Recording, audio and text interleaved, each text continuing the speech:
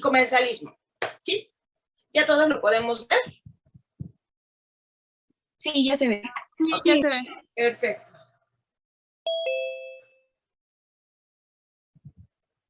Bueno, pues entonces vamos a ver. Bueno, el comensalismo, ¿qué es? ¿Una interacción positiva o negativa?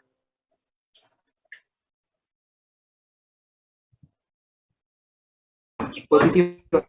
Positiva.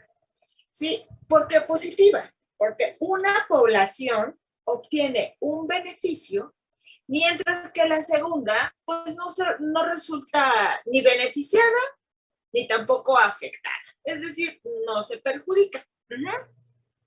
Se dice que este tipo de interacción es una reacción unidireccional. ¿Por qué? Porque ya lo vimos, solamente una población obtiene beneficio, sí, la otra no. Por eso se dice que es unidireccional, a diferencia del mutualismo, en donde vimos que las dos poblaciones que estén interactuando van a ¿qué? Pues van a llevar a cabo una actividad y ambas van a ser beneficiadas. Bueno, generalmente o la mayoría de las interacciones comensalistas, pues son interacciones de tipo metabólica. ¿Por qué? Porque en ocasiones está asociada a la producción de algún metabolito, ya sea orgánico o inorgánico, que va a beneficiar a la población. Si una población produce a través de su, ¿cómo se llama? De su metabolismo, produce la liberación o excreción de algún compuesto, una segunda población lo toma, ¿sí? Pero para su beneficio. La primera, pues únicamente es parte de su metabolismo producirla y liberarla al medio, ¿sí? Bueno, generalmente, ¿se acuerdan cuando vimos, por ejemplo, bueno, ahorita que están viendo con la maestra lo de plaguicidas, o vimos lo de surfactantes? ¿Qué sucede? Ustedes usaron lodos activados. Muchos de esos lodos activados, yo espero que ya hayan buscado la composición de esos lodos activados, pues están compuestos por una gran variedad de microorganismos, desde bacterias, etcétera. No todos posiblemente pueden biotransformar detergentes, ¿sí? O si hablamos de un plaguicida, todos los microorganismos que salen del suelo tampoco lo pueden hacer. Pero algunas poblaciones sí tienen esa capacidad. Y entonces, ¿qué sucede? Pues los transforman, ya sea hidrolizando enlaces, cortando enlaces, oxidando algún compuesto, o bien reducirlo, van a cambiar las propiedades físico-químicas del producto, y entonces eso va a generar que para algunas poblaciones, ahora sí un sustrato más soluble posiblemente, va a ser de más fácil acceso para metabolizarlo. Algunos otros productos, ¿sí? Pueden ser transformados. Pueden ser transformados y eliminados del medio. ¿Para qué? Para no generar toxicidad hacia otras poblaciones. Por ejemplo, cuando vimos el ciclo del fósforo, ¿se acuerdan que vimos que había bacterias solubilizadoras de fosfato? Bueno, el fósforo se queda fijado. Hasta que no existan microorganismos capaces de solubilizar ese fósforo, ese va a quedar ahí inmovilizado y los microorganismos no lo van a poder utilizar o asimilar. Entonces, en la asimilación de fósforo se dice que se establece una relación de comensal con aquellas bacterias que tienen la capacidad de solubilizar y aquellas que toman ese fósforo ya solubilizado, ya sean microorganismos o inclusive las plantas, sí, se establece una relación de comensalismo. ¿Por qué? Porque ahora el fósforo ya está disponible. Bueno, lo mismo sucede con aquellos organismos que tienen la capacidad de hidrolizar compuestos muy complejos, como la celulosa, el gilán, el almidón, la lignina, hemicelulosa, etcétera, donde esos organismos hidrolizan los enlaces y otro conjunto de poblaciones pueden tomar, ¿sí?, ese sustrato. ¿Para qué? Pues para poderlo asimilar. Uh-huh. Otro ejemplo es Flavobacterium brevis. ¿Sí? Estos dos organismos, Flavobacterium brevis y Legionella pneumophila, van a generar igual una interacción de comensalismo. ¿Por qué? Se sabe, bueno, ¿por qué se sabe? Porque Flavobacterium tiene la capacidad, dentro de su metabolismo, de producir una gran cantidad de cisteína y liberarla al medio. Legionella carece de esta capacidad y entonces, ¿qué sucede? Pues Flavobacterium produce cisteína que Legionella va a utilizar ¿para qué? Para su desarrollo. Lo mismo va a suceder con algunas vitaminas. Se sabe que algunas bacterias tienen la capacidad de producir vitaminas. ¿Quiénes? Otros organismos la van a utilizar como parte de sus requerimientos nutricionales. Entonces, como pueden ver, este tipo de interacción sí es básicamente metabólica, sí, y enfocada a la parte nutricional. Es el tipo de interacción que están estableciendo estos dos organismos. Lo mismo sucede con otros organismos que ustedes ya visualizaron, inclusive en su columna de Winogradsky. Bueno, hay bacterias que van a requerir ¿de qué? De una fuente inorgánica, como es el CO2.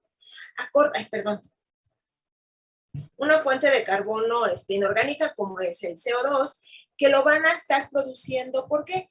Porque hay bacterias que van a degradar la materia orgánica, ¿sí? Estas bacterias, pues, ¿quiénes van a ser? Las bacterias heterótrofas. Acuérdense, ellas requieren compuestos orgánicos para degradarlos, pero llevar a cabo una degradación total. ¿Cómo se le conoce a esa degradación total de compuestos orgánicos, chicos?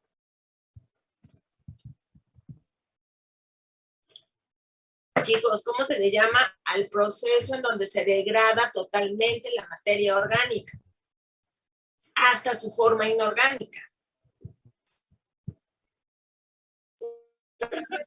Mineralización. Mineralización, efectivamente. Entonces, durante el proceso de mineralización, las bacterias heterótrofas van a degradar esos compuestos orgánicos que existan en el medio, ¿sí? Y como producto final van a producir ¿qué?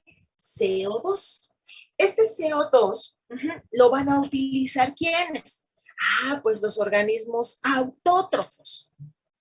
Esos organismos autótrofos van a utilizar este carbono inorgánico como su única fuente de nutriente y la van a poder asimilar. También esos organismos autótrofos van a tomar este CO2 para llevar a cabo el proceso de fotosíntesis.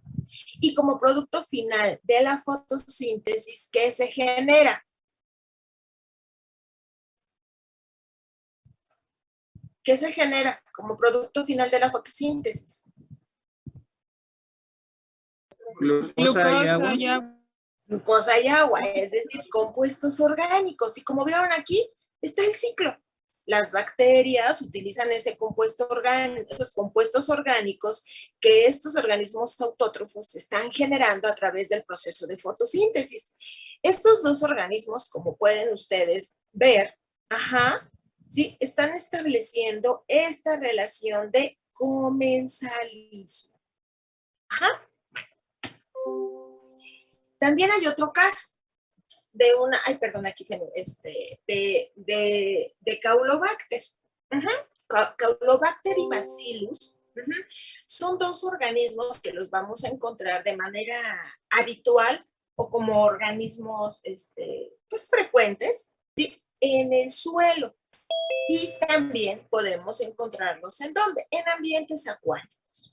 En la primera superficie, acuérdense, no los podemos encontrar a altas profundidades. ¿Por qué? Porque estos organismos requieren de oxígeno para sobrevivir. Entonces los vamos a encontrar generalmente en la primera estratificación, ya sea de ambientes terrestres o bien de ambientes acuáticos. Ajá. Bueno, aquí en esta imagen, ¿sí? Ustedes pueden observar la presencia de ¿quién? Sí, de Caulobacter. Ajá. Y Caulobacter y Azotobacter. Ajá. Bacillus y Azotobacter. Ajá. Estos organismos lo que van a hacer es que como parte de su metabolismo, ¿sí? Lo que van a hacer es que van a liberar, dentro de los metabolitos secundarios hay muchos compuestos orgánicos. Bueno, pues lo que aquí van a hacer algunos otros organismos es que van a crecer alrededor de ellos. Ajá, ¿para qué? Para aprovechar todos esos metabolitos orgánicos que se están produciendo. Ajá, y es una forma muy fácil, ¿sí? De tomar estos nutrientes. Y esto favorece ¿qué? Van a favorecer su crecimiento. ¿Sí? Este tipo de agrupamientos son muy comunes encontrarlos en los ambientes naturales, ¿sí? Inclusive no nada más entre microorganismos, también entre macro y micro. Acuérdense las raíces, imagínense una raíz, ajá, que también va a poder excretar algunos metabolitos y que a la raíz, ¿sí? O en el suelo rizosférico, que es aledaño a la raíz, pues van a estar ahí muchos organismos. ¿Para qué? Pues para tomar todos esos compuestos que la misma planta, a través de su metabolismo normal, están liberando y que los microorganismos puedan utilizar. Pero bueno, en la raíz se pueden dar muchísimas interacciones, tanto positivas como negativas. La mayoría son de tipo metabólica. Ajá. Otra interacción positiva es el sinergismo. El sinergismo también lo pueden encontrar ustedes como una interacción sintrófica. ¿Qué quiere decir? Dos poblaciones aportan mutuamente nutrientes o algún compuesto que favorecen las necesidades y los requerimientos, incrementando o potencializando ¿sí? Su actividad. O sea, los dos organismos, ¿sí? Se apoyan mutuamente para favorecer, ¿sí? La actividad. Esa actividad se ve que incrementada. En muchas ocasiones, los dos organismos por separado llevan a cabo una actividad. Pero ¿qué sucede cuando se juntan? Esa actividad se potencializa. Por eso se dice que son interacciones sinérgicas. Cuando ustedes vean ya sea la palabra sinergismo o asociaciones sintróficas, se refiere a potencializar una actividad. ¿Sí? Los dos organismos llevan a cabo la actividad por separado, pero cuando se juntan, esa actividad se ve potencializada y ambos organismos reciben un beneficio. En el laboratorio, ¿sí? Hay una prueba que ustedes tendrían que haber hecho, que es una prueba de CAM. Esta prueba de CAM es una prueba, o este tipo de interacción deriva en una prueba de interés clínico. Si hay alguien de ustedes en algún momento, ¿sí? Decide trabajar en la parte clínica, es una técnica ampliamente recurrente para reconocer si los organismos están llevando a cabo hemólisis, que es un mecanismo de patogenicidad para los microorganismos. Bueno, esta técnica, la prueba de CAM, fue descrita, imagínense, este tipo de interacción se viene dando desde décadas atrás y que hoy este tipo de interacción hoy es utilizada como una prueba diagnóstico. Esta prueba de K fue descrita en 1944 por Christine Atkins Munch Peterson.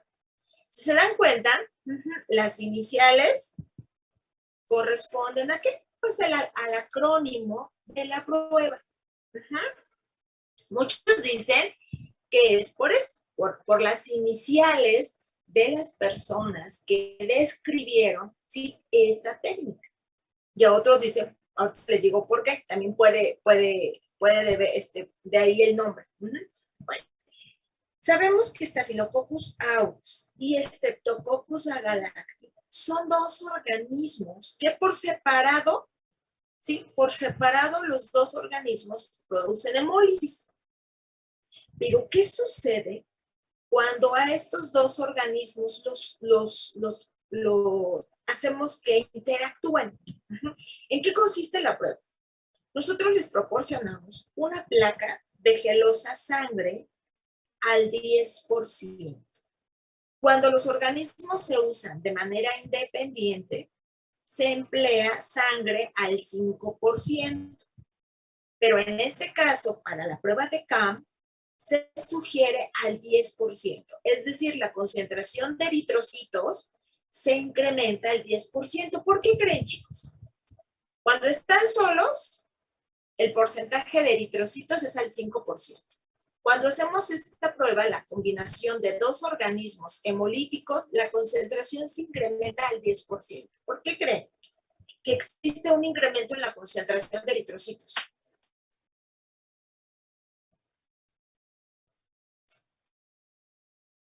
Chicos. Porque se potenció la actividad que hacen las dos bacterias juntas. Exactamente, porque nosotros sabemos que en el momento en que los coloquemos juntos, se va a potencializar esa hemólisis. Por lo tanto, ¿sí?, cuando si alguno de ustedes se interesa por la clínica y tenga que hacer la prueba de CAM, ¿sí?, debe de realizarla al 10%. Si la hacemos al 5%, como se hace de manera habitual, no vamos a poder visualizar este efecto de potencialización de la lisis. Se va a llevar tan rápido que ustedes van a ver toda la placa hemolizada. No van a alcanzar a ver si este efecto, esto que ustedes ven aquí como cabecita de cerillo o flecha, o dicen como flecha, no van a poder visualizar este efecto. ¿Por qué? Porque la hemólisis se llevó tan rápido que toda la placa va a estar embolizada. Bueno, ¿cuál es el fundamento?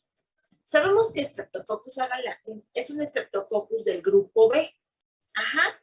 Y esta especie produce algo que se denomina factor CAM.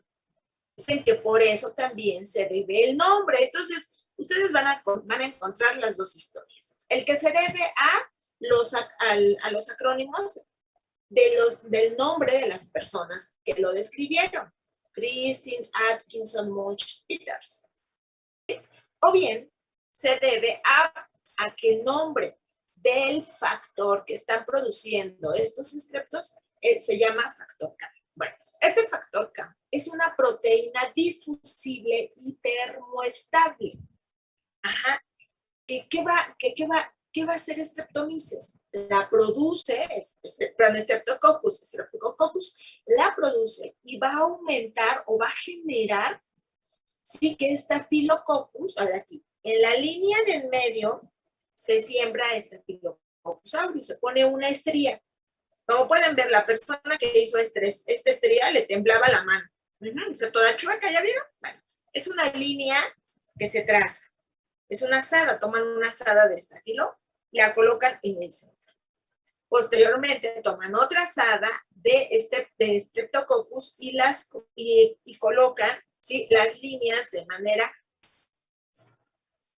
perpendicular. De esta forma colocan 6 líneas. Entre ellas son líneas paralelas. Dejan incubarlas y entonces Streptococcus inicia la producción de este factor CAM que envía la señal a Staphylococcus aureus, produce ese metabolito, esa proteína, se difunde llega en contacto a estar con Staphylococcus aureus y entonces Staphylococcus aureus incrementa la producción de ¿quién? Proteína denominada esfingomielina C.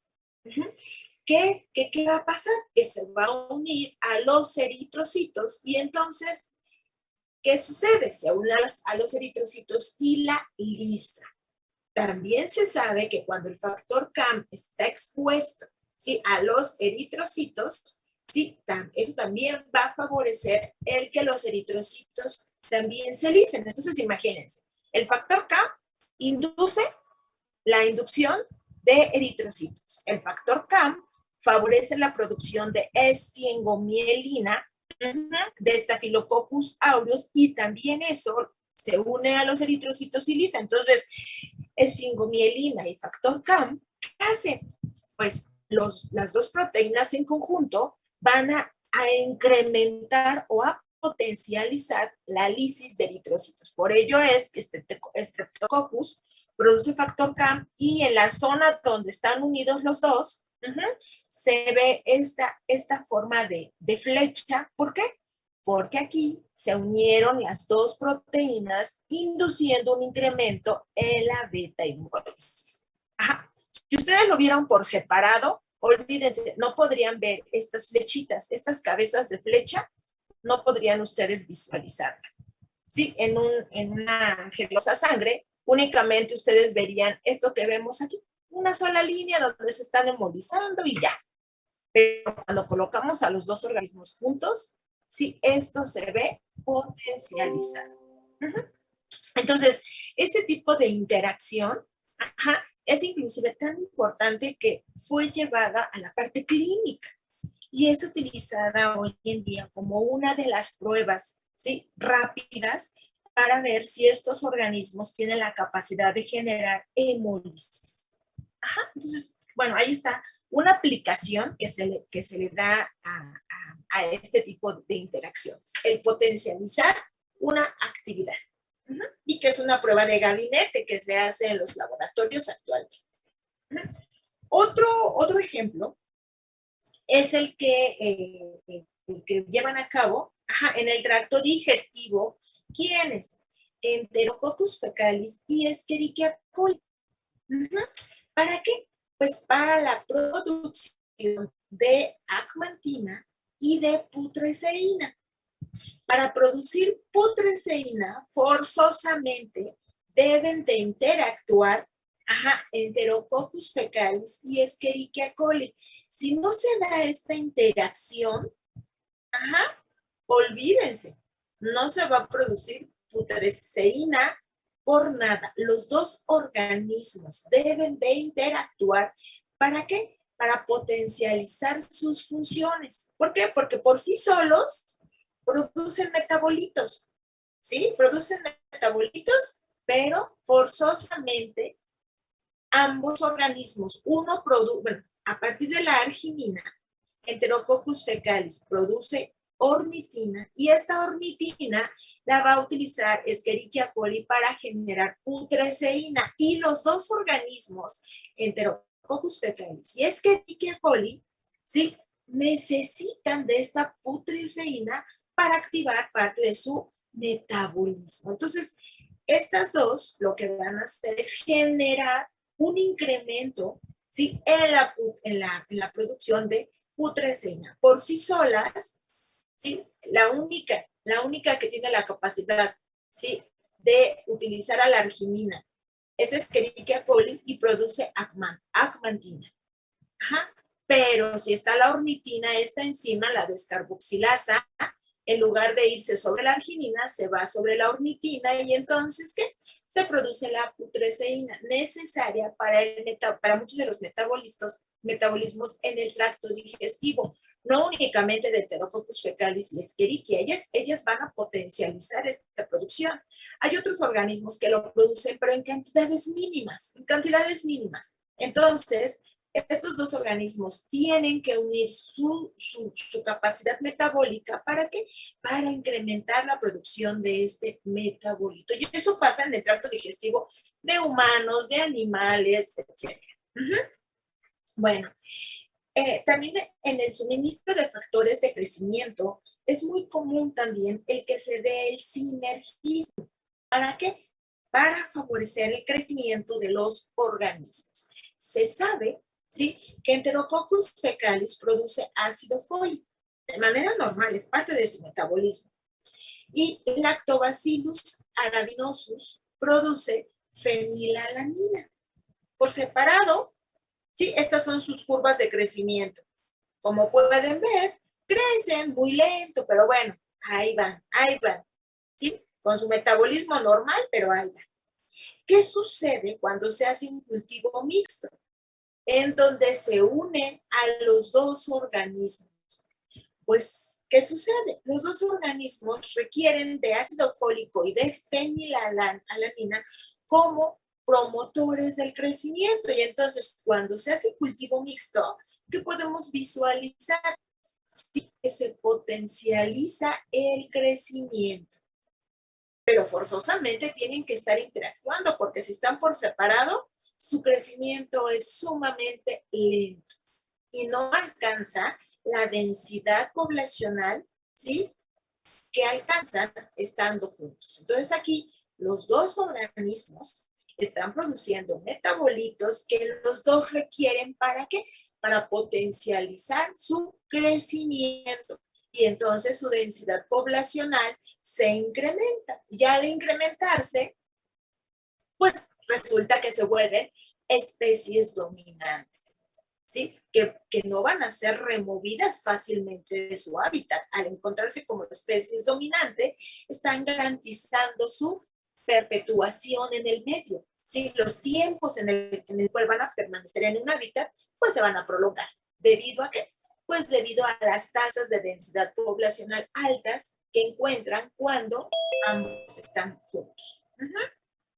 Bueno, esos son algunos ejemplos que suceden ya sea en ambientes muy particulares como es el tracto digestivo, en ambientes acuáticos o en ambientes terrestres. En cualquier tipo de ambiente se van a estar estableciendo, ¿sí?, este tipo de asociaciones sinérgicas, ¿sí? En los ciclos, cuando vimos los ciclos, ustedes vieron que muchos de los ciclos están interactuando. ¿Sí? El ciclo del carbono interactúa con el ciclo del nitrógeno carbono, o bien el ciclo del azufre interactúa con el ciclo del carbono, o bien con el ciclo del azufre. ¿Por qué? Por los productos que se están liberando. ¿Sí? ¿Sí recuerdan que muchos de los productos que se liberaban podría ser CO2, amonio, sulfidrilo? ¿Sí? ¿Que otro grupo de organismos tomaban? ¿Para qué? Pues para canalizarlo a los diferentes ciclos. Bueno, un ejemplo es clorobium y desulfovibrio. Clorobium es un organismo, es una alga. Es una alga que está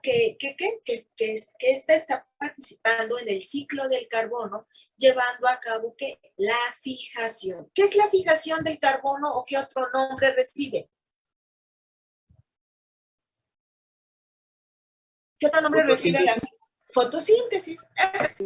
Entonces, clorobium lleva a cabo el proceso de fotosíntesis, produce carbono orgánico y si en el medio hay azufre, entonces, ¿qué sucede? Desulfovibrio, va a tomar esa materia orgánica y el azufre que está en el medio, ¿para qué? Para oxidarlo y llevarlo a sulfidrilo. ¿Se acuerdan de que hay algunas bacterias que llevan a cabo la fotosíntesis anoxigénica, que no toman oxígeno, sino toman al sulfidrilo? ¿Para qué? Pues para mediar la fotosíntesis. Pues aquí está.